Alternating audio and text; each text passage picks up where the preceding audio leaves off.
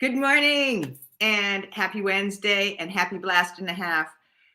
We have an incredibly special guest today. We have Hannah Grady Williams here. And why is Hannah so special? She is the Gen Z nutcracker. And why I say that is because she was introduced to me through a friend. And what I learned is how much I don't know. And how much I don't know about the topic that we're talking about today, which is unlocking Gen Z. And there's a reason why I don't know that much about it, because I'm not Gen Z. And I am classified as this audience called native analog.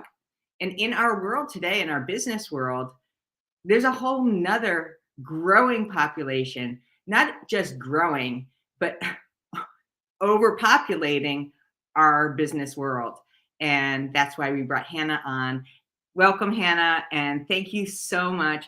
Please just give us a little snapshot of how you came to be the CEO Gen Z unlocker of all time. Thanks, Lauren. I'm so excited to be here with you and just having this amazing conversation. Yes, so I am a native digital, as you can probably tell. I just turned 24, and yes, and remind me how old your son is. He's 24. Okay, so The here younger here one, we yeah. are. So I'm at the older cusp of Gen Z. Native digitals, I define as anybody under age 30. So basically, those of us who are the first humans who've grown up 100% integrated with machines, which is so weird to think about. And as a native digital myself, I didn't consciously think about that until about a year ago when I was like, what is wrong with this misunderstanding between my parents, my grandparents, and me? And it's not just because I'm a young person, it's because there's a fundamental difference in how I see the world and how my peers see the world versus other generations before us. But I know we're going to get there. So a little bit about me.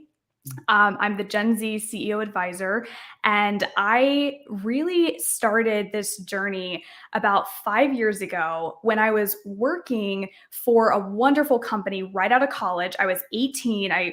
That's a whole other story, but I graduated with my bachelor's degree at 18, dual enrolled through high school and college, knocked it out, graduated at 18, and then was quickly thrust into corporate.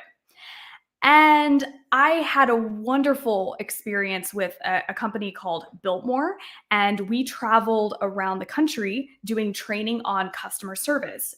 Biltmore was a luxury, or still is, a luxury hospitality brand, and the division of this company basically took those luxury hospitality concepts into banks and hospitals and other industries as an advantage. So I found myself at 18 traveling all around the country, training leaders much older than me about customer service. Now, granted, I was, using someone else's content at that point and working with a whole team of, trainers and facilitators. But here's what would happen, Lauren. So I, at 18, would end up at the bar at the end of a long conference day. You know how this is. Everyone Yeah. crashes at the bar. Well, what would happen is I'd be sitting there with my little sparkling water because, I couldn't drink yet. So I'm sitting there with my little sparkling water with leaders from every other generation. Most of the time I was the youngest by 20, sometimes 30 years. And they would all inevitably turn to me and ask, "How old are you?" Which was very rude, but we did that. So I would ask them to guess, but inevitably the conversation would turn to millennials. They would say, "Obviously you're young, you're millennial. What's happening? Like, why can't I engage you? Why do you want 6 months of maternity leave as soon as you start at my company? Why are you so entitled?" So I found myself start speaking on behalf of millennials, but then quickly realized I don't resonate with these things. Like, what's going on? At the time, I didn't know I wasn't a millennial. I was, 18. We were just starting 5 or 6 years ago to think about the new generation in terms of Gen Z, or just starting to talk about Gen Z. And so I went back home after those those training sessions, and I started doing research on my peers, on my generation, and asking, what do we want out of work? Like, what do I want out of work? And I found there are very shocking differences between even Gen Z and millennials, hence how I came to this understanding that the differences aren't coming from us just being categorized as another generation. They're coming from the fact that we are fundamentally a different category of human. So, and that's the native digital and the native analog. And what may surprise some people who've, the millennial term has kind of slid by after all these years, the oldest millennial now is 41. So they're actually, a lot of the millennial generation is technically native analog. So hence how I came to this understanding. And now that's brought us here where I advise leaders and business owners all over the globe on how to become native digital fluent so that their talent strategy and the way that they market to Gen Z is effective so their business doesn't become irrelevant in 15 years. Oh my goodness. And that, by the way, is real. So this isn't like a theory or anything like that. And so can you share with us, Hannah, a little bit about how the proportions of our world have been changing in terms of its population, and who is right now, as we speak right here, in the minority? Yes. And first of all, I just want to say to all these comments coming in, thank you everybody who is listening and who is, my pet peeve is the misuse of the term millennial. Yes, absolutely. Yes. I hear you, because yes, millennials typically used to say, oh, those young people, but no, they already have houses and children. And anyway, Gen Z is the new generation. So, but yes, to answer your question, Lauren. So in terms of looking at the global population, guess who's in the minority in terms of the division of native digital and native analog? Well, I guess I need to define that. So native digital is, it's loosely someone under the age of 30. I would say a much more reasonable, true native digital is under age 25, because, if you think about me, I can still remember a time. Let me start with this. I cannot remember a time without the internet or without a computer. I cannot remember a time before then. I have spoken with, 27-year-olds who do remember that. So there's, a bit of it depends on what country you grew up in. It depends on how you were raised, or if your parents chose to integrate you with tech very early. I can remember a time when there were still home phones. So I'm at the older cusp. I'm the oldest of 7 children. My youngest sister she just turned 6. So yeah, so very young. And my siblings literally don't remember a time without a full touchscreen phone or an iPad. So, it just depends on how you were raised again. So loosely, native digital is under age 30. A native analog would be someone over age 35. And people always ask me, well, what's the 5 in the middle? 5 years in the middle. Those are the digital immigrants. So, people who kind of traverse both sides. Again, it depends on what country you were in. Native analogs over what age? Over 35. Okay. So that would capture about 6 years of millennials in that cusp. But really and truly, when I'm talking about native analogs, I mean that I'm starting from a vantage point of, these are people who may be very good with tech. You may be 45 and you might toggle between 5 different screens at the same time, and you might use social media every day. But when I say native, what I mean is, we have grown up with a fundamentally different understanding of the world based on a vantage point that begins in a different place. So my generation is the first generation where our digital lives are primary and our analog lives are secondary. Right. And no one's talking about this. Language. My first language, right? I grew up speaking blah, blah, blah. My second language that I've taken on is X, Y, and Z. Exactly. I want to jump a little bit, because to be honest with you, I'm chomping at the bit because now I'm like, oh my gosh, like I am a dinosaur. I saw a dear friend of mine, Claudia. She's like, yeah, I'm a dinosaur, and I'm like, clinging on to every word here. And so dinosaur is hanging on every word, and that's exactly how I feel. So I wanted to ask you because I feel like serious FOMO, like, oh my God, I don't want to be extinct. So what's the first thing that this minority audience must do, like right now, to start embracing the evolution, and what does that learning curve look like? I love this question, Lauren. The first thing I'll say is you guys are not dinosaurs. Like that's not what I mean to convey here. Both of these perspectives, native digital, native analog, I say with the utmost respect, we have incredible things from each perspective to bring to the world. So the conversation that I am starting here this should be something we're talking about globally, and it's not yet. And so I want to preface this by saying, yes, the native analog generation is a dying breed. And I have to use strong language because you won't believe how many people come to me and they're like, oh, we're fine. We can keep using these sorts of systems and these sorts of processes, and we're hiring just fine. And we've got, talent coming in. And then COVID hit, and they suddenly realized, since the workplace expectations have now shifted, not just for native digitals, but for those of us who want more freedom and flexibility in work from any generation, those companies started dying. And so the same thing is happening with these two generations, where the native digitals, in terms of population, have for the first time this year outnumbered the native analogs. So we're about at 51 versus 49%. And that's only going to continue increasing.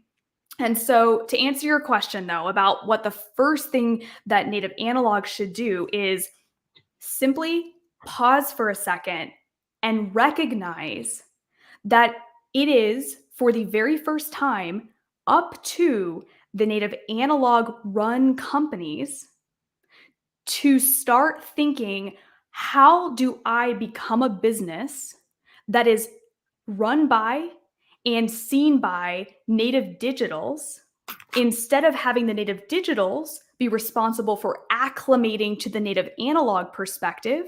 The phrases we always hear about, they'll learn once they're in the workplace. They'll see how hard it is. They'll see why we do things the way we do.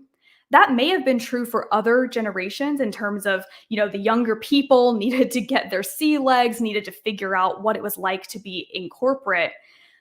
This is fundamentally different because businesses that don't realize that they need to take the lived perspective of the native digital generation and integrate it into everything that they do are going to die. They're already dying. Some examples would be De Beers Jewelers, Barnes & Noble, Sonic. All these companies have not recognized the fundamental shift, and their revenues are going we already see it happening. It's going down consistently year over year.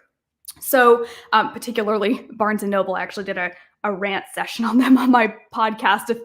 They're on Hannah's hit list. That's my term. I have a running hit list of all the companies that are dead men walking. But I digress. So the first thing to do is to simply recognize, just if you can pause and say to yourself, if you're in this position as a native analog, it is no longer my children's job to come into corporate and to learn my way of doing things. It is my responsibility to learn the native digital way of doing things. That's the very first thing to do, is just pause and recognize. Okay, so I put that in this banner. This is not about them adapting to us. I don't mean them like, ooh, them.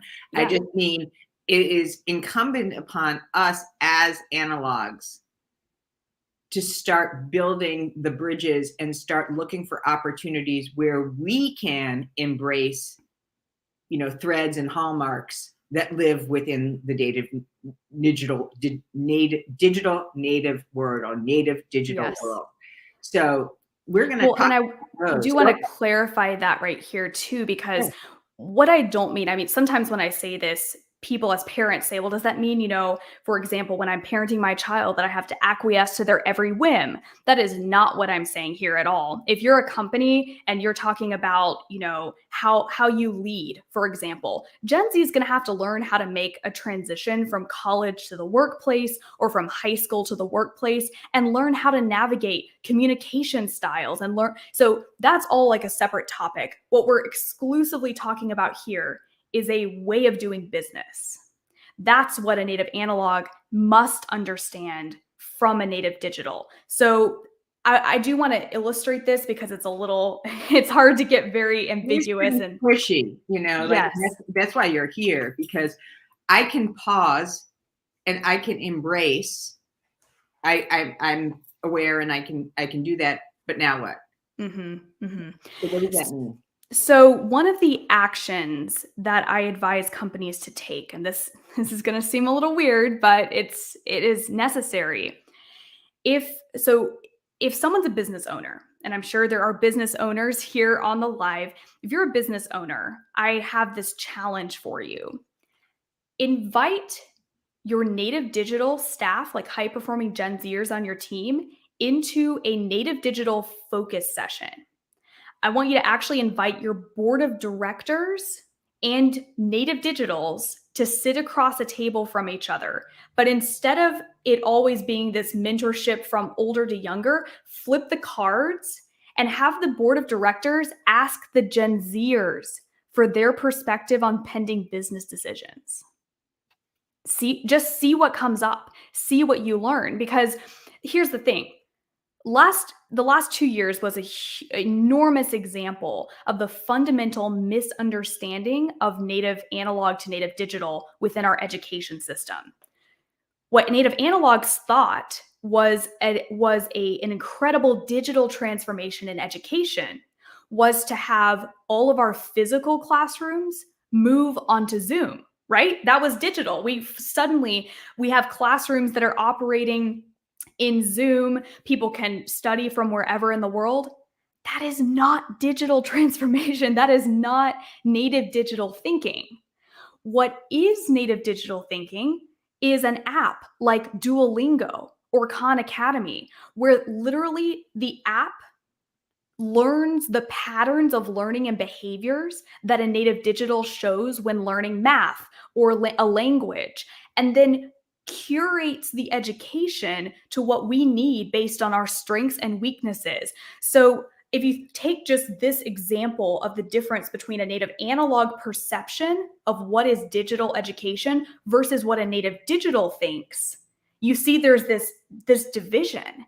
If I am take that concept and apply it to literally any other industry, whether it's financial services, whether it's healthcare, you have to think about, how do I design a company or a strategy that revolves around the native digital mindset that starts from a different perspective?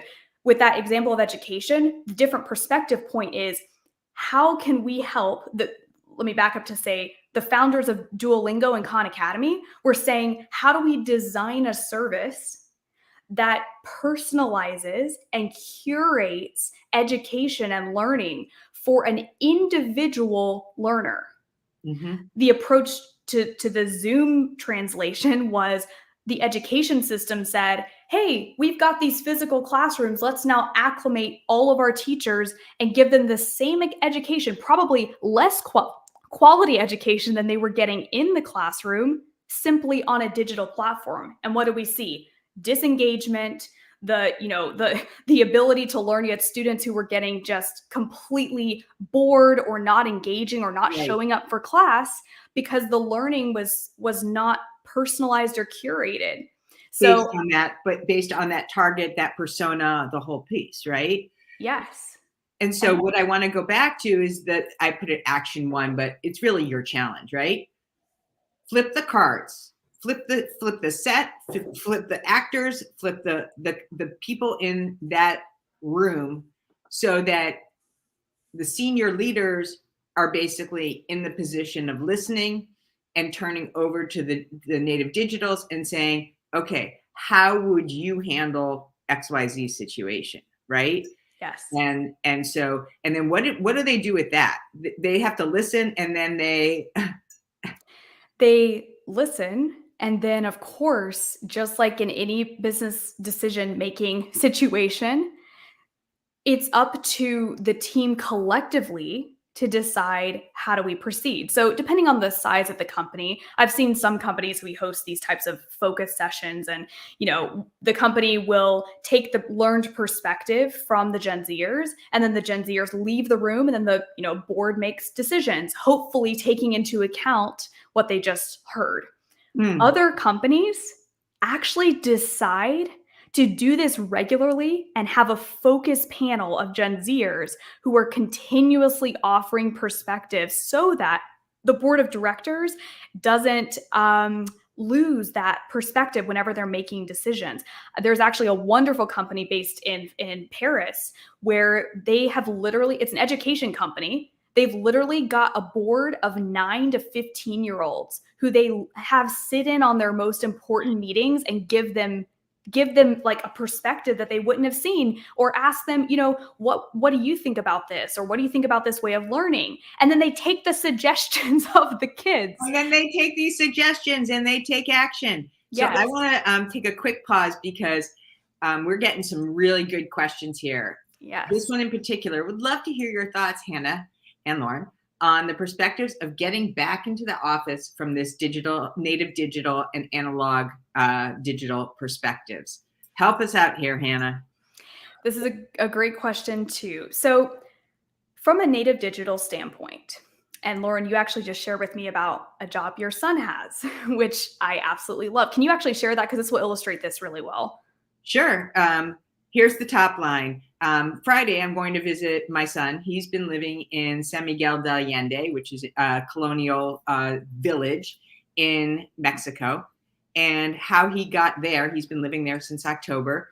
It was on his bucket list to learn Spanish and become fluent. And the company he works for happens to be called Bucket Listers. And so when he had this idea, he was invited to explore this. So they didn't say, oh, that's crazy. You need to stay in New York and handle your business. First of all, there is no office. There is no physical office. They're all working remotely. And because they are who they are, they sent him. They totally signed up for it, to the degree that he is also, he's been living there. He's been working at internet cafes during the day. He's been surfing at 4 o'clock every day. He's been doing mindfulness. He has like this, I guess you could call it dream job, but he's actually doing the work. He's been promoted several times. And so this is an example of people scratching their head going like, I want that job. Like, how did he do that? And so that's the story. And I love that so much because it's an illustration of mindset. So let's say that your son, I don't know if he has a TikTok account or not, but let's say that he starts posting about his job where he's living around the world, working in internet cafes, moving from, you said he's going to Austin next as well? Austin is his next, yes. And he doesn't have TikTok, but he does use Instagram, and he is cataloging that. Exactly. So he's cataloging his adventures, his journey, working at this incredible company that's flying him all around the world to essentially do people's bucket list items before they do it and curate packages for them.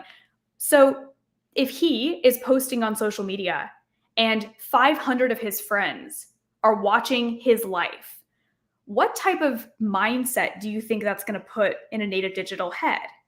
I want to do that, right? Yeah. Like, give me some of that, right? What happened to me, what I see with probably 90% of my peers, is this aching desire to have a lifestyle that looks like what we see on social media from our friends or influencers that we follow. So how does this translate to your question? And I'm sorry, I don't see your name. All I see is LinkedIn user, but this is a great question because it's so poignant. The native analog perspective pre-COVID and even into the first year of COVID was, how soon can we get back to the office? Then the narrative started changing, at least from what I'm seeing. A lot of companies saying, wow, we're saving a lot on overhead. We're not having to go back. We can work remotely, whatever, but we have to deal with how do we have a strong culture, even though we're remote. Then you have leaders who are saying, we're scared to hire or continue hiring remotely for someone who's never been in the office because they're not going to have the same foundational attachment to culture. And my answer is the foundation of culture has to shift. What we define as culture has to shift. If you're going to hire people like, Lauren, what's the name of your son? His company? Bucket. Oh, sorry, his name. Oh, his name is Sam. Sam. Okay, so if you're going to hire people like Sam, who are top performing, people who have influence, who could bring other best and brightest talent into your company, the foundation point from where the vantage point from where you see culture has to be fundamentally different. It can't be the same thing you had in the office. So to answer this question a little more directly, Gen Zers are an interesting breed. We have spent so much of our life in the digital world that we're actually saying statistically that we actually want to be in the office for part of the time. The key here is flexibility. If you have a company like the one that Sam works at, which is amazing, where he gets to travel all over the world and be a part of these amazing things, I would assume, and I can't speak on behalf of Sam, but the statistics show us that a good portion of Gen Z would still like some face time and some in-person time with their coworkers and colleagues. Maybe it's special events where everyone gets together and shares camaraderie and great, shared perspectives or shares about projects that they've been up to. Those are great cultural moments, these cultural highlighted moments. What companies need to understand from a native digital perspective, though, is that you will not be able to hire Gen Zers without some extent of flexibility in your workplace because they're simply going to choose other careers or other companies. They're simply going elsewhere. So thank you. I think that question came from Michelle. Thank you so much, Michelle. I think that was a great question about the ability not to be flexible within a cookie cutter kind of way. You must do this, you must do that. Yes, we have 2 days and these are the 2 days that you must do this, but really to be, and this is a Marty Constant word that I want to call out, is really talking about work agility. So I know that we have Marty Constant here in the audience. Hi, Marty, thank you so much. And then her question is such an important distinction about digital transformation by Hannah. What role does XR play in digital education, if any, or does learning in the flow of work resonate? This is a great question. And Marty, before I answer it, can you expound a little bit on what you're talking about here? So like when you say learning in the flow of work, are you talking about learning in bite-sized pieces as like you're integrating into your job? And what I assume would be underlying here, as you clarify, is an idea somewhat of how does the newest generation of the workforce get educated in our jobs? Is it all college? Correct me if I'm wrong, Marty, but I'm assuming you're going this direction of, is it all college, or is there some level of experience component, some level of maybe virtual reality component? So if you can clarify a little bit before I answer that, that'd be awesome. And if you know more, Lauren, let me know too. No, I understood that as working in the flow, like an agile methodology, like on the go, like, but again, we'll come back. Hopefully Marty will come in. And Lisa Rengel said, I really believe we have more in common than we think. Millennials and Gen Xers want flexibility and remote culture. What is the other, I know that we talked about this, what are the other kind of key things that people should know before we are wrapping up this session? You're right. Learning in small pieces during the day, not necessarily in long sessions and official training. Emphasis on experiencing it. So there we go. Yes. So Marty, one of the ways that I've watched some of the most forward-thinking companies I work with do this is they are doing, yes, learning in small sessions in bite-sized pieces. Some of them are doing QR code training. If they have a physical workplace, they're actually posting QR codes on the areas, say, break room. This is one hospitality organization I'm thinking of now, who, you're physically in person at a hotel or whatnot.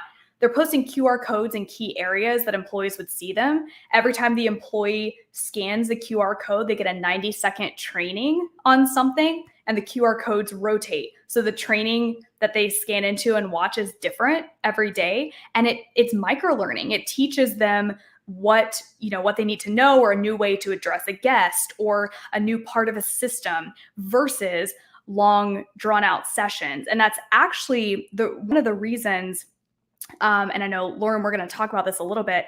I have an academy called Overture Academy, and it actually helps leaders to become Gen Z fluent professionals, like Gen Z fluent leaders. So learning how to attract, recruit, retain, and engage. Well, I used to do this sort of training in these long sessions where I would come into a company, work specifically with their executive leadership team. The CEO would bring me in. I'd do a mystery shop within their organization, and then, come and give them the down low on a roadmap of what they needed to do to transform.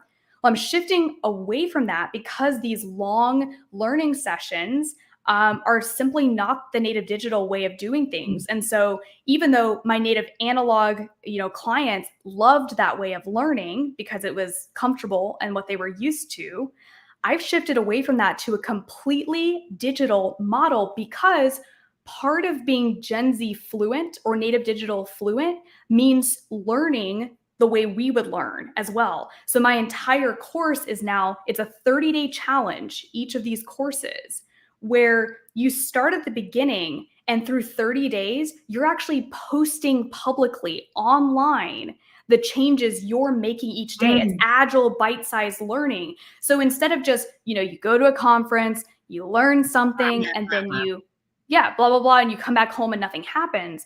You're actually, for 30 days, building a habit where you're posting online to your accountability community to say, here are the changes we're making to our career site, to our job descriptions, to our way of managing.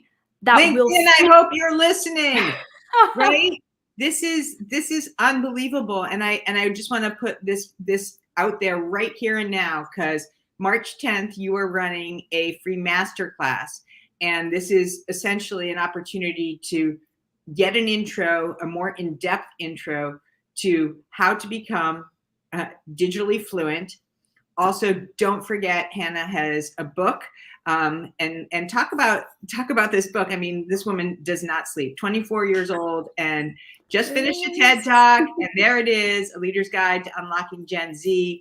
Hannah is like the foremost thought leader within this space, working with all kinds of top companies and just blowing this out of the water. And what a voice that you have. It says, what are you coaching your CEOs to do about succession planning to include Gen Z perspective? Jenny Blumenthal, great question. I love this, Jenny. And tell me as well, are you in a professional services organization or a customer driven organization? Because that will change my answer, but I can give you some thoughts here for just anybody. My book actually has a whole section devoted to career pathing / succession planning. So this looks very different. So for example, one of my clients is an architecture firm. And we have actually worked together to redo their career paths and their succession planning to make ownership accessible, like company ownership or shares accessible earlier in the employment cycle, so that those native digital voices, as soon as a student graduates at age 22 and they show immense potential, they're actually getting the opportunity to buy into the company earlier, so that they have the ability to vote and to make decisions. Oh, Jenny, you'd like to hear both. Awesome. So the ability to vote and make decisions earlier, but they're professional services. So, an ESOP, that's pretty common within architecture, engineering, and whatnot. If you're in a company that is, say, healthcare, you have frontline employees who are minimum wage, for example, or not minimum wage anymore, but you know what I mean. If you have hourly part-time employees or whatnot. Succession planning is going to look different there. So that would be the conversation would shift to career pathing. And in the book, and this is actually part of the 30-day challenge to retain Gen Z, we actually dive into building a career path that either follows what I call the video game model or the jungle gym model. It's essentially taking the concept of a ladder and just crashing it apart.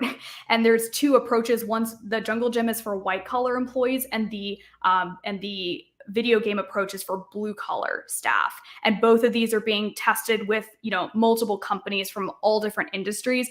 It is way too much to get into here, but I would highly suggest check, I think it's chapter, let's see. It's in the retention section of the book. The book is broken out into attract, recruit, retain, and then engage. Those are the 4 sections. And this is chapter 13 and 14. So it goes into how do you design a career path model that's going to keep Gen Zers working for your company instead of jumping ship. So I hope it's okay. I think that we'll go for another 10 minutes or more. We're a little bit over our half of Blast and a Half, but this is generating so many questions, and I want to make sure that we're squeezing the juice out of this orange because there's so much here. And the next question is, how does the leadership coaching change if the audience decision makers for the company are baby boomers and Gen X in a B2B setting? Ooh, this is another great question. Yes, this is a huge question. So when you're talking about leadership coaching, we could literally have a whole, this is something that we get into a little bit on the masterclass and then into these challenges because this is enormous. So let me make sure I understand the question. So what I'm assuming you're saying is, how do you coach? How is your leadership style or coaching style changing if your decision makers are you talking about decision makers within your company? So internal decisions, or are you talking about if your clients, if you're in a B2B setting and you're trying, say, to communicate between, train your your Gen Z employees to communicate with other clients? If whoever submitted this, I can't see y'all's names. Whoever submitted this, if you could clarify a little bit there. But in terms of just leadership coaching in general, again, this is a very broad topic, but a lot of this comes back to this foundation of taking insights from a Gen Zer. So the concept is reverse mentorship. So what we've been talking about with the board of directors and the Gen Zers, I guess I could back up and describe this a little bit more. The key to reaching a Gen Zer's heart is personalization. We all are human. We all have a need to be heard. We share that in common. There are so many commonalities because we're all human.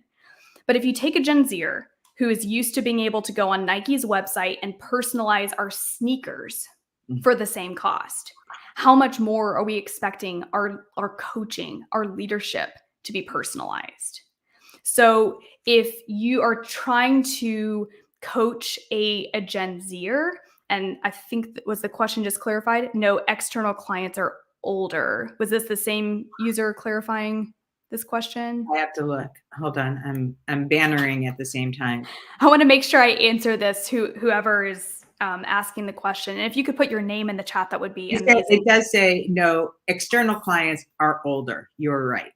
Okay, so are you asking basically, how does leadership coaching or training this Gen Zer to be a leader if they're speaking with external clients? I'll answer. If that's what you're talking about, then I'll answer that. So Andrea, okay, lovely to meet you, Andrea. So the best I can say here is I've been in this place. At 18, like I shared, I was speaking with leaders and selling to leaders and training leaders who were, in their 50s, 60s, and 70s when I was 18. And I found through my own experience that there was an immense amount of respect for me despite my age. So when my leaders were mentoring me, some of the most helpful things that they said were, number one, own your age. Own the fact that you're young, but you still have an incredible perspective to bring. And number two, learn your ass off. Like, get educated. Because what happens here, and if I understand your question correctly, Andrea, if you're coaching Gen Zers to have a vocabulary to be able to speak to an older generation and speak from an educated point of view, then you're going to have to, you're almost helping them traverse, multiple rungs of a ladder, multiple layers. The best advice you can give them is don't hide the fact that you're young. Teach them this language we've been talking about on this session. Teach them to communicate. You're a native digital. Most of my peers, when they hear me talk about this, they start thinking, wait, hold on a second. I've never thought about it this way. Because it's hard for us to recognize we have a fundamentally different point of view. You have to get outside of yourself and look at the world a different way. So if you're coaching one of those Gen Zers to be able to speak to other generations, teach them this language. Teach them to say, I'm a native digital. I have a fundamentally different perspective to offer, and I want to understand your language. But when we're talking about this, that we're, say, selling this product, I am the expert on this. I've had, years of training in talking about this product, whatever it is, software, a client experience tool, whatever the case might be that you're selling or coaching. Teach them to get really educated on that and to be upfront about the fact, you know what?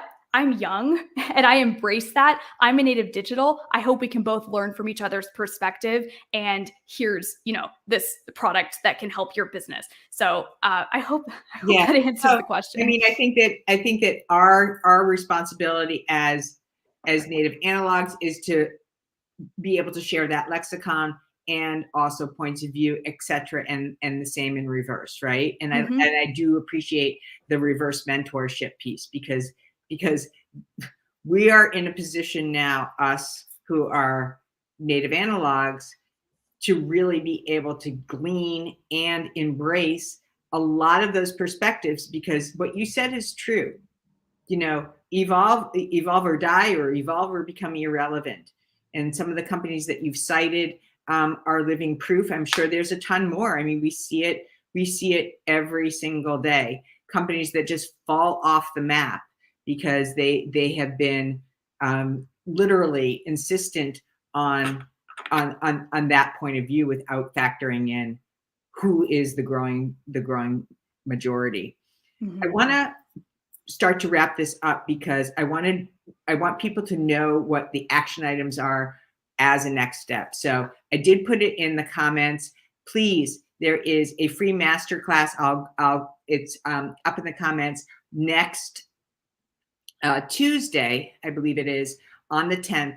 And so this is an excellent point of entry to come in and get some overview on more in-depth areas of Gen Z and how to unlock them.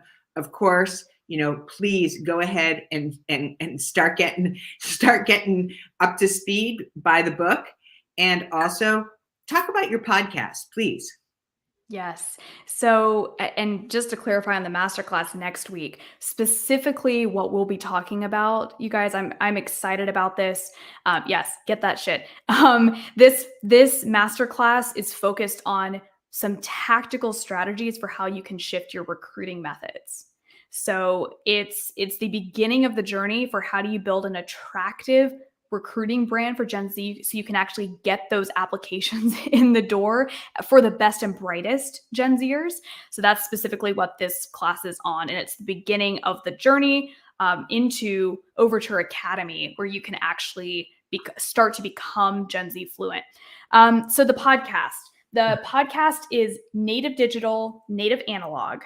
And it is so much fun, but it is basically my outlet for speaking with leaders like you who are from the native analog generation. So I represent the native digital, and then all of my guests, you can see here on Apple, all of my guests are from the native analog generation. So far I've had managing directors, CEOs, VPs of HR. This week I'm recording with Christopher Lockhead, who is the #1 marketing and dialogue podcaster on Apple.